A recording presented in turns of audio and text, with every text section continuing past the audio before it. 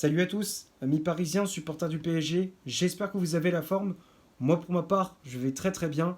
Aujourd'hui, on se retrouve pour le débrief du match Montpellier-Paris Saint-Germain. C'était une rencontre qui comptait pour la 26e journée de Ligue 1 Uber Eats. Victoire écrasante des hommes de Luis Enrique, 6 buts à 2 à la Mosson. Vitinha avait ouvert le score dès la 14e minute de jeu pour les Parisiens.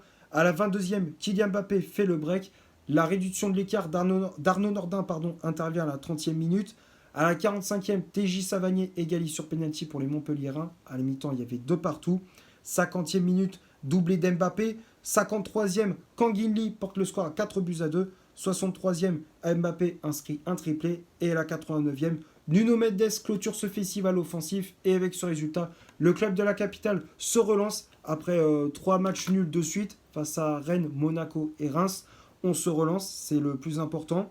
Le classement de la Ligue 1, comme d'habitude, je te l'affiche juste ici. Donc on est toujours premier avec 59 points au compteur, 17 victoires, 8 matchs nuls et une défaite. On compte 12 points d'avance sur Brest, deuxième, et 13 sur l'AS Monaco, troisième. Bon, on va parler de ce qui s'est passé durant ce match face à cette équipe de Montpellier. Globalement, j'ai pris énormément de plaisir à regarder le PSG jouer de cette manière-là. Il y avait de l'intensité, du rythme, de l'agressivité, de la vitesse, de la percussion, des gestes techniques, des buts en veux-tu, en voilà. La soirée est parfaite, tout simplement. Même si le début de match était plus en faveur des hommes de Michel Derzakarian, Montpellier qui a eu une très grosse occasion avec TJ Savanier sur coup franc. Heureusement pour nous, on avait un très bon Gigio Donnarumma. 10 premières minutes un petit peu compliquées. Mais on se met sur de bons rails à la 14e grâce à Vitinha. Tout part du côté gauche avec Kylian Mbappé qui fixe la défense montpelliéraine avant de trouver Vitinha à l'entrée de la surface qui crochette un joueur montpelliérain avant d'enchaîner avec une frappe millimétrée, brossée. Berthaud, le gardien de Montpellier, est battu. Magnifique but de la part de l'ancien joueur du FC Porto qui inscrit son 8e but, son 6e but, pardon, pas 8e, 6e but en championnat. Magnifique but de Vitinha qui a fait un très gros match d'ailleurs. 1-0, Paris qui, comme je disais, se met sur de bons rails. Et ensuite, on enchaîne avec un deuxième but grâce à Kylian Mbappé. Tout part de Kangin Lee, le Coréen qui remonte le terrain, renverse le jeu pour Randal Colomoni côté gauche. L'accélération du joueur de Francfort fait la différence. Rentre dans la surface et sert Mbappé sur le côté gauche qui enchaîne avec une frappe croisée. Elle n'était pas facile à mettre puisque l'angle était assez fermé. Berthaud qui est une nouvelle fois obligé de s'incliner. 2-0, Paris qui fait le break. Et comme d'habitude, Paris qui a un petit relâchement. Comme d'habitude, après avoir mis 2 buts, on se relâche. Nordin qui réduit le score à la 30e, à la demi-heure de jeu, sur un centre venant de la gauche, dévié par Danilo qui remet au second poteau pour Nordin. Danilo qui a fait un match assez médiocre. Sur les 2 buts, c'est lui qui est fautif. Même si après, il n'y a pas que lui sur l'action. Hernandez, pour moi, il n'anticipe pas le positionnement d'Arnaud Nordin, qui était libre de tout marquage et qui a juste Donnarumma d'une tête piquée. 2 buts à 1. Donc Montpellier qui relance un petit peu le suspense. Et là, Montpellier qui met de l'intensité, qui met un peu de folie dans ce match. Et à la 45e, égalisation des Montpelliérains grâce à Savanier sur penalty. Suite à une faute, soi-disant, de Donnarumma sur Tanguy Koulibaly, pour moi, il n'y a absolument pas pénalty. Il n'y a pas pénalty, tu le vois bien, il sort, il touche le ballon au premier, après, voilà, c'est sur l'élan, Koulibaly qui percute le gardien italien. Pour moi, il n'y a pas pénalty. Le pénalty, il est très très généreux pour les Montpelliérains. Mais après, il faut revenir sur le début de l'action, c'est une erreur de Danilo. Encore une fois, la passe, elle est complètement moisie. Là. Je sais pas ce qu'il a voulu faire Danilo, mais la passe, elle n'est pas assez appuyée pour Donnarumma. Donc, penalty pour les Montpelliérains, Savanier qui transforme. Un para pour Donnarumma, la frappe, elle est propre, pleine lucarne. De partout, c'est le score à la mi-temps. Donc là, on commençait un petit peu à douter. Montpellier qui avait égalisé juste avant la mi-temps, c'est pas toujours bon pour le moral de se prendre un but avant la mi-temps. Et malgré tout, Paris qui se remet sur de bons rails encore une fois avec une nouvelle fois Mbappé à la 50e minute. Un bijou. Le but d'Mbappé, c'est un bijou.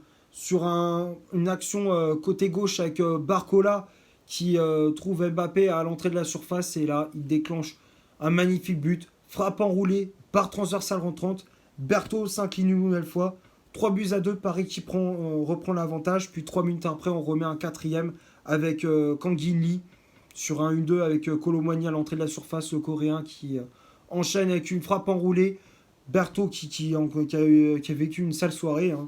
Là, c'était frappe de loin, troisième but. Hein. Sur les 6 buts parisiens, 3 buts étaient en dehors de la surface. Et ça fait plaisir. On voit des joueurs qui tentent leur chance de loin et la preuve, ça a payé. C'est super quand Guili qui marque ce quatrième but, qui a fait un très bon match aussi au milieu de terrain. Quand Guili qui permet à Paris de mener 4 buts à 2. Et après, 10 minutes plus tard, Mbappé qui va de son triplé avec un coup franc rapidement joué par Vitinha. Mbappé qui est lancé dans la profondeur et qui ajuste Berthaud d'une frappe à bout portant dans la surface de réparation. 5 buts à 2 et puis voilà, Paris qui déroule, alors même s'ils étaient plus en gestion à la fin de match, hein, Montpellier qui était totalement dépassé, Luis Enrique qui a fait des changements avec les entrées en jeu de Nuno Mendes à la mi-temps qui est rentré en jeu à la place d'Hernandez, Mukele, le jeune Seny Mayoulou, Gonzalo Ramos, Zahir Emery, bref, beaucoup de changements, beaucoup de rotations de la part de l'entraîneur espagnol. Et à la 89e, on clôture ce festival offensif avec Nuno Mendes sur une passe de Vitinha, le Portugais qui trouve son compatriote Nuno Mendes qui enchaîne avec une frappe puissante placée sous la transversale de Berthaud, gardien de Montpellier qui avait, comme je disais, vécu une sale soirée. 6 buts à 2, festival offensif, magnifique match de la part des Parisiens. Maintenant, on va passer à la composition d'équipe que Luis Enrique a mis en place pour ce match. Le 11 de départ se affiche juste ici, donc l'entraîneur espagnol qui a conservé son fameux 4-3-3 avec Gigio Donnarumma dans les cages. La charnière centrale, c'était Danilo Pereira associé au Brésilien Lucas Beraldo. Les latéraux, Achraf Hakimi à droite, Lucas Hernandez à gauche.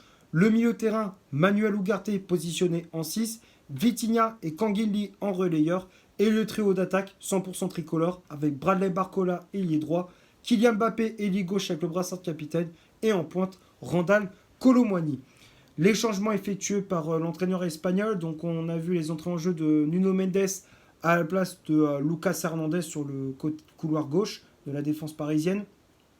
Les entrées en jeu de Nordi Mukele à la place de Beraldo, le jeune Seny Mayoulou à la place de Kang In Lee, Gonzalo Ramos qui rentre en jeu à la place de Kolo Muani en pointe. Et pour finir, Warren Zahir Emery à la place de Bradley Barcola.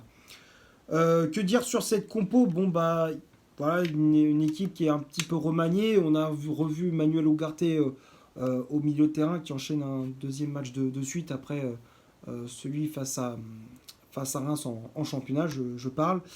On a vu Kang In Lee, on a revu Kolo Muani. Voilà, c'est une équipe un petit peu remaniée de la part de Luis Enrique qui continue son turnover, c'est très bien. Moi je trouve que, encore une fois, Luis Enrique qui gère très très bien son groupe. Encore une fois, je comprends pas pourquoi il y en a qui critiquent, qui sont jamais contents. Ouais, Luis Enrique ceci. Alors, on peut critiquer ses choix, on est d'accord, il y a des choix qui sont des fois incompréhensibles, des fois on comprend pas toujours sa logique, ses choix. Mais en attendant, il gère bien son groupe, on est en liste dans toutes les compétitions. On peut pas lui reprocher grand chose. Donc il y a du jeu, il y a tout ce qu'on réclamait depuis des années au Paris Saint-Germain, on l'a, et il y en a encore, ils sont pas contents. Les éternels insatisfaits, voilà, tout simplement. Mais sinon, bah, Luis Enrique qui a encore fait coaching payant. Quand il voyait que son équipe était accrochée à la mi-temps, bah, il a fait les changements. Il sort Hernandez, fait rentrer Mendes, il repositionne un peu les joueurs en attaque. Il remet Kolo Muani à droite, Mbappé dans l'axe, Barcola à gauche. Ça paye, ça marche très très bien. Donc non, rien à rajouter pour la compo de Lucho.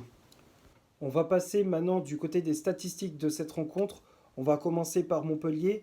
Les Montpelliérains ont eu 32% de possession de balle, 7 corners, 10 tirs au total, dont 6 tirs cadrés, 1 hors-jeu de signalé. Et du côté des Parisiens, 68% de possession de balle, 4 corners, 12 tirs au total, dont 9 tirs cadrés, 1 hors-jeu de signalé. Donc quand on regarde les stats, la possession de balle était clairement en faveur des zones de Luis Enrique, mais ça c'est comme d'habitude. Hein. On sait très bien qu'on a le ballon, coulisse le jeu à droite, à gauche, dans l'axe, entre les lignes, comme on a l'habitude de faire. En termes d'occasion, c'était assez équilibré, surtout en deuxième période. Mais derrière, on a clairement pris le dessus en deuxième période. Donc voilà, on a été assez précis devant les cages. Et ça fait plaisir. on va finir la vidéo sur les tops et les flops de ce match. Comme d'habitude, je te les affiche juste ici. Donc, l'homme du match, tout simplement, ça a été Vitinha. Il a réalisé une masterclass au milieu de terrain. Il a récupéré des ballons. Il s'est projeté vite vers l'avant. Il a distribué sur les côtés pour Barcola et Mbappé. Il a été buteur, passeur décisif. Techniquement, c'était très très propre.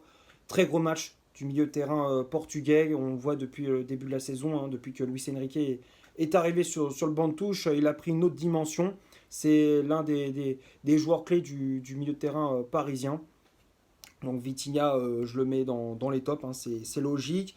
Le deuxième top, c'est Kylian Mbappé. Mbappé qui a réalisé un très gros match. Il a été buteur à 3 reprises. Il a été passeur décisif sur le but de Vitinha.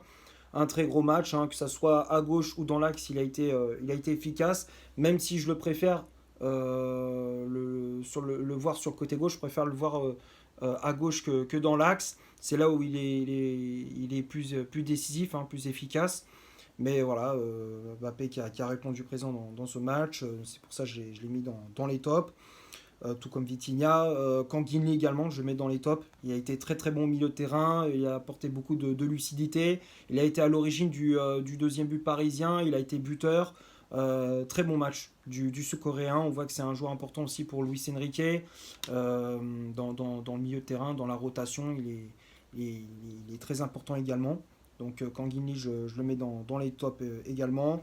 Après, j'ai mis, comment dire, dans les flops Danilo Pereira. Ça a été le plus gros flop de ce match. Il est fautif sur les 2 buts de Montpellier. C'est lui qui dévie le centre pour Arnaud Nordin. Il est fautif sur le penalty de Savanier. C'est lui qui pousse Donnarumma à la faute. Non, Danilo, il est passé totalement au travers. Il était à côté de ses pompes. C'est pour ça que je l'ai mis dans les flops. Tout comme Lucas Hernandez. Hernandez, qui d'habitude, c'est l'un des joueurs les plus réguliers de cette équipe. Mais là, il était un peu à côté de ses pompes. Il a pris un sacré bouillon sur le côté gauche. C'est pour ça que Luis Enrique l'a sorti et a fait rentrer Nuno Mendes. C'était beaucoup plus. C'était mieux sur le côté gauche. Il apportait un peu plus de tranchant, d'efficacité sur le côté gauche, le latéral portugais. Donc non, Hernandez, pour moi, je l'ai mis dans les flops. J'ai mis également Barcola, un petit peu en dessous par rapport à d'habitude. Ces derniers temps, il était très très bon. Là, ça fait quelques matchs qu'il est un peu en dessous. Il fait des prestations en dents de scie. Barcola qui est un petit peu en dessous par rapport à d'habitude. C'est dommage, il a été assez discret dans ce match, même s'il a été passeur sur le deuxième but d'Mbappé, mais c'est pas suffisant. Donc Barcola, je le mets dans les flops, tout comme Randal Kolo Muani, comme d'habitude. C'est compliqué. Kolo Muani, c'est compliqué, encore une fois, même s'il a été double passeur, on demande plus de sa part. C'est insuffisant, Randal Kolo Muani, donc ouais, je le mets dans les flops. Et je crois que je pense avoir fait le tour. Après, dans les remplaçants, pour moi, tout le monde a été bon. Zahir Emery qui a fait une très très bonne entrée en jeu au milieu de terrain. Il a apporté beaucoup de percussions, de vitesse. L'entrée en jeu également de Nuno Mendes sur le côté gauche, c'était beaucoup mieux. Défensivement, c'était plus solide. Et offensivement, on connaît les qualités du latéral portugais. Il a été buteur en fin de match. Très bonne entrée en jeu de Mendes, Mayulu aussi qui n'a pas fait une mauvaise entrée en jeu, Gonzalo Ramos qui aura pu marquer dans ce match. Non, voilà, les remplaçants ont été plutôt bons dans cette partie. Je pense avoir fait le tour pour ce Montpellier-Paris Saint-Germain. J'espère que le débrief vous aura plu. Si c'est le cas, vous laissez un énorme like. Tu t'abonnes, tu n'hésites pas à me dire dans les commentaires ce que tu as pensé du match et de mon débrief. N'hésite pas à faire un tour sur mon compte Instagram, hein, comme d'habitude, je te l'affiche juste ici. Et d'ici là, portez-vous bien, on se retrouve pour un prochain débrief. Ciao!